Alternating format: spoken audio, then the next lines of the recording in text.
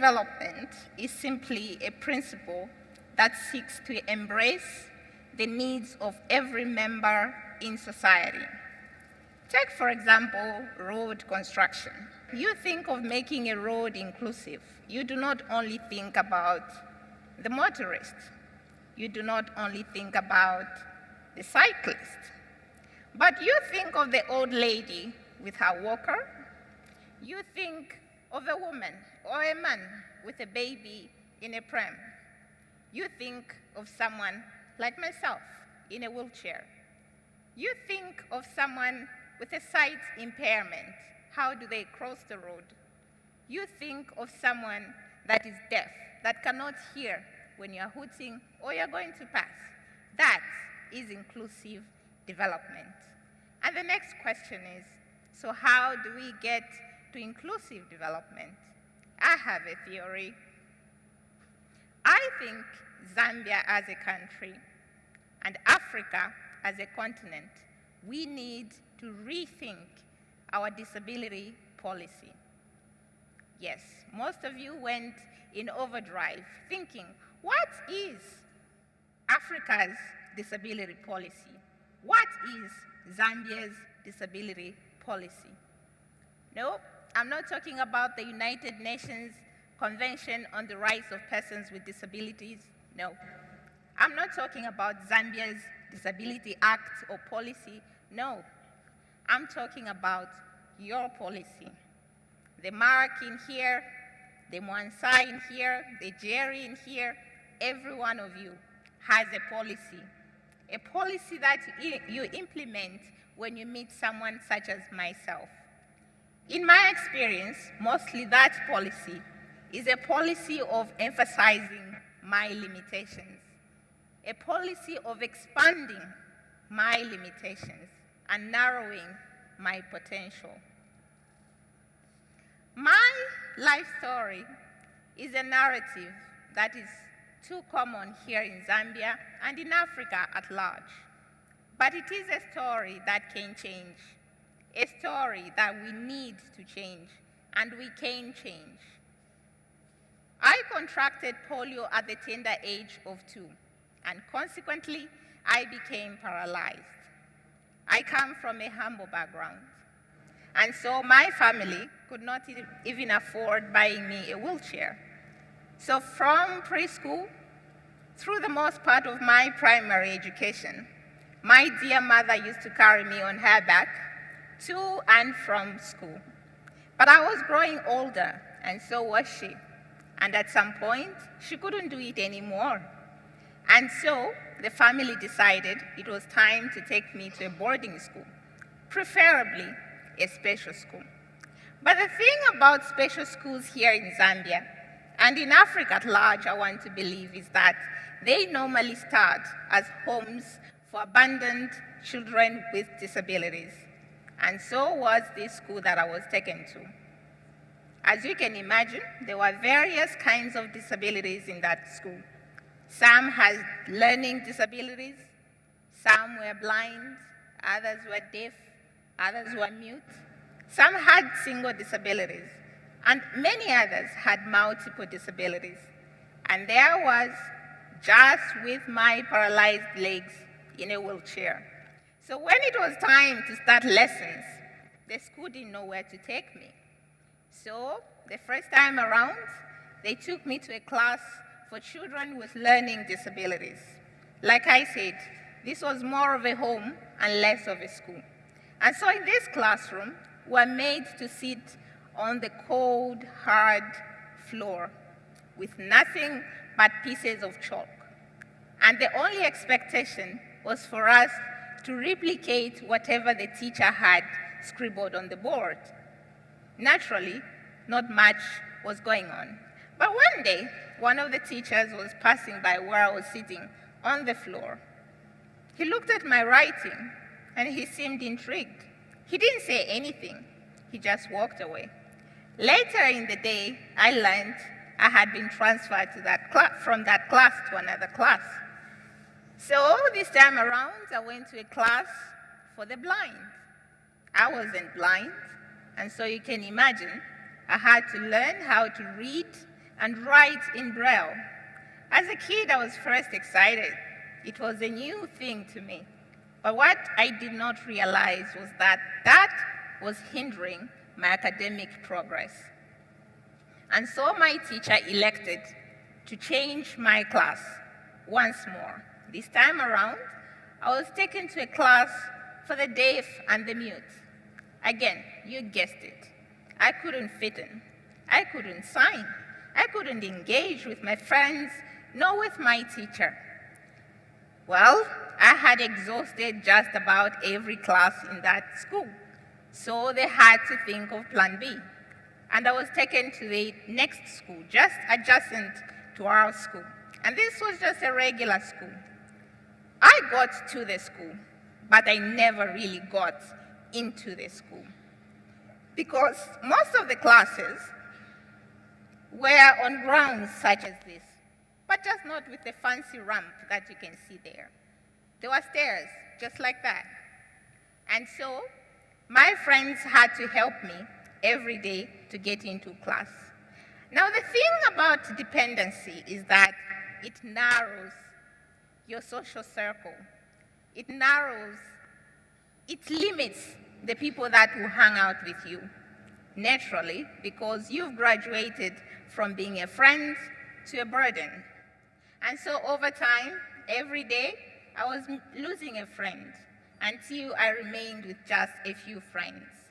So when those that stuck with me did not come to class, you can imagine I missed a class on that particular day.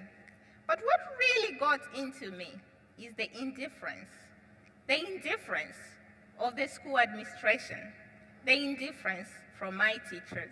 They could see me waiting by the stairs like that, and they wouldn't do anything. They were waiting for my friends to help me.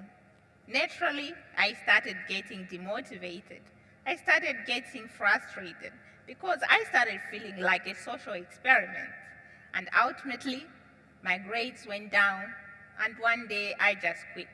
I just stopped. I just went back home and I quit. For a whole year, I was just at home doing absolutely nothing. And so we moved on to the next boarding school, another special school. But this time around, it was a school specifically for children with physical disabilities.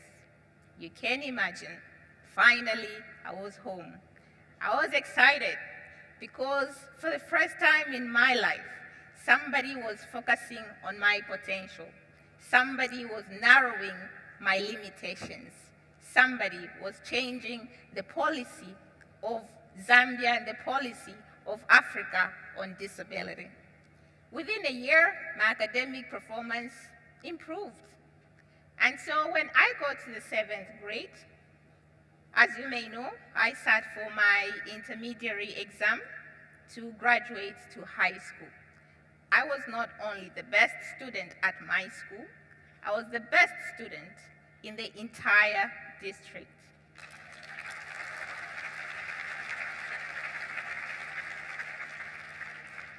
It was exciting, very exciting.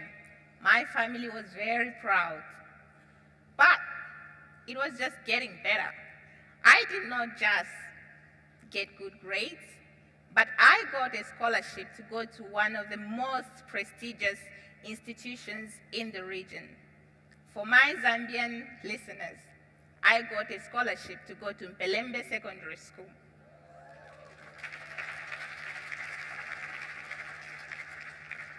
As you may all know, passing an exam is exciting. But passing an exam and getting a scholarship to go to one of the most prestigious institutions in the land, that was my literal breaking through my glass ceiling. I was excited. My family was proud. My school was proud. They had their own ambassador to represent them. But lo and behold, that wasn't until the school realized I was a disabled student. The minute they realized this, and the school was not accessible, the scholarship was withdrawn. I was back to square one. Yes, I was disappointed. Yes, I was demotivated. And truth be told, I was hurt. I was really hurt. And to this day, I am still hurt. Years later, I went to the University of Zambia, right here. The first conversation I had with a lady from administration was, so how are you going to manage to do this? And for a minute, I thought I had been duped because my form said I was going to be there for 4 years. And she was saying, how long are you going to be here? Then I said, how do you mean? Then she said, well, in your condition, how do you think you're going to manage? Do you intend to break your program into 2 years or so that you have more time to yourself? Yeah, you can imagine, or arrogant or excited about going to UNZA. I said, no, I'm going to finish in 4 years. But that was before I saw my first class. That was before I saw my first lecture theater. Most of you would attest. This is not bad. The lecture theaters at UNZA are significantly inaccessible. Learning at the University of Zambia is hard, but trust me, it is harder when you are in my position. It is harder when you do not know if tomorrow you are going to be in class or not. Again, like I said, when you are in my position and you depend on friends, you graduate from being a friend to being a burden. And so your social network really narrows. And I only had a few people that I could depend on.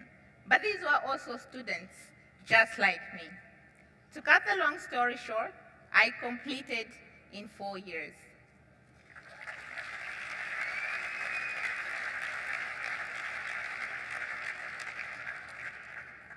But only a few days ago, I learned of another young, bright girl, just like me, in a wheelchair.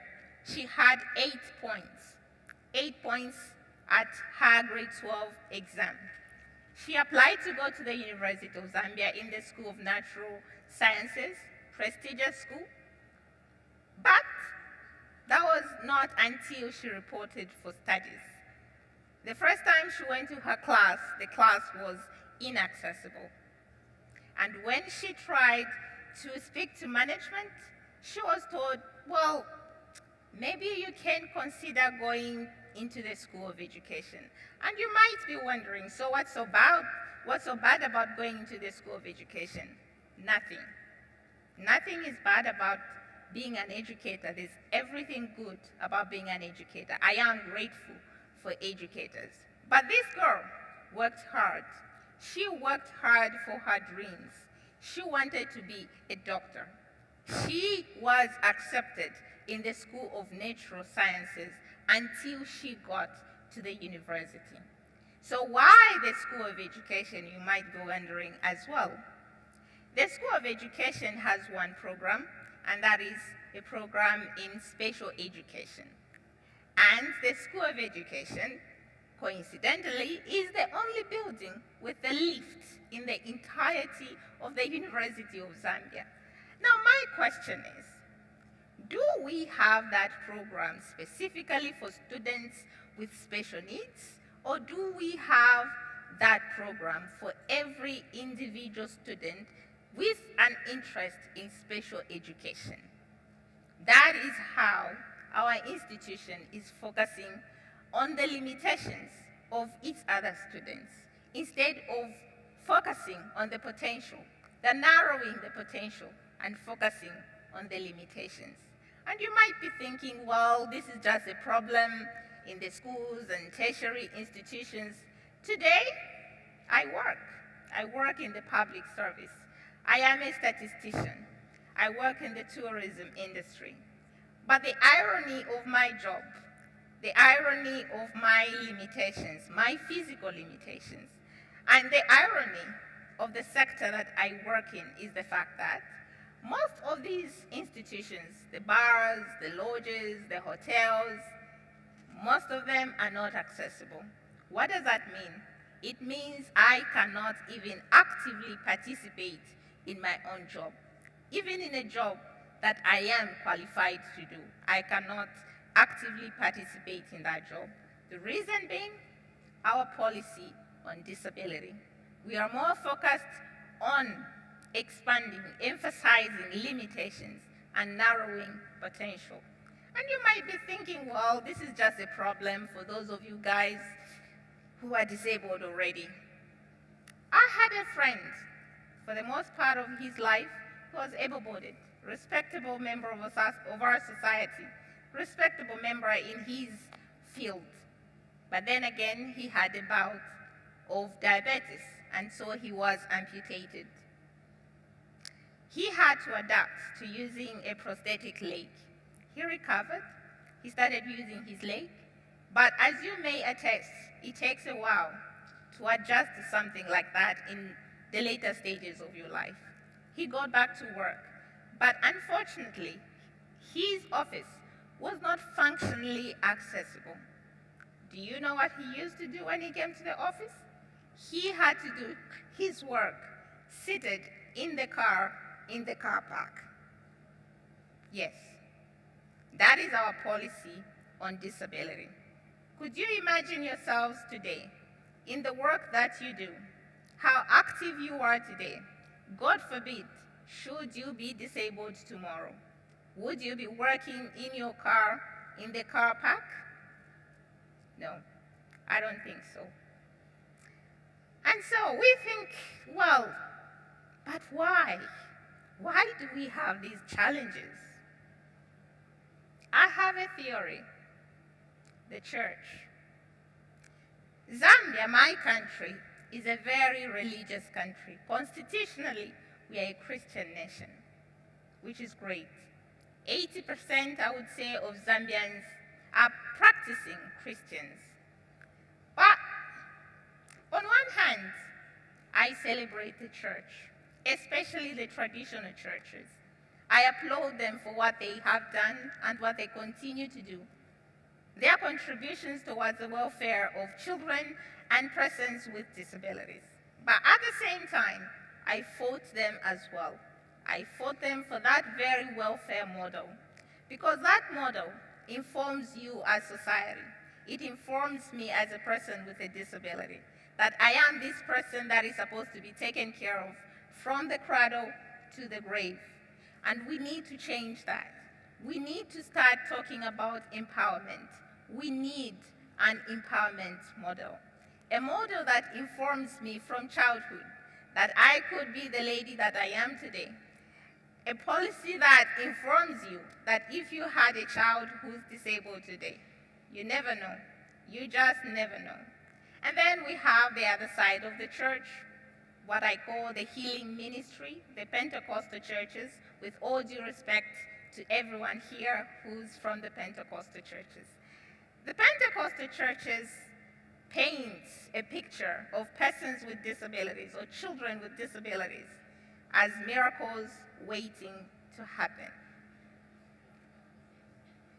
When I show up at church, everyone is thinking, oh yes, today might be the day that we are going to see a woman in a wheelchair get up and just start running about. Is it inconceivable that I can go to church just to fellowship, just to say thank you, just to mingle with you guys? No, I am not a miracle waiting to happen. I am a miracle in existence.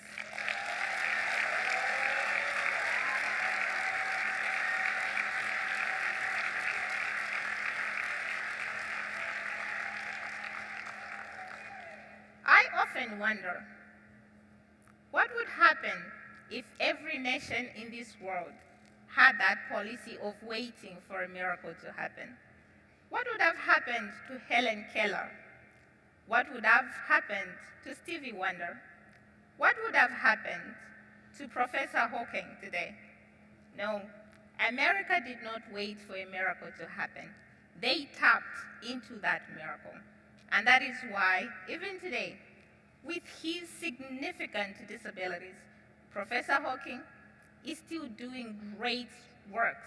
He's still informing all of us here, using his minds greatly. And so before I leave the stage, I just want to say this. We need a rethink of the disability policy. We need to start emphasizing on potential and narrowing limitations. Thank you very much.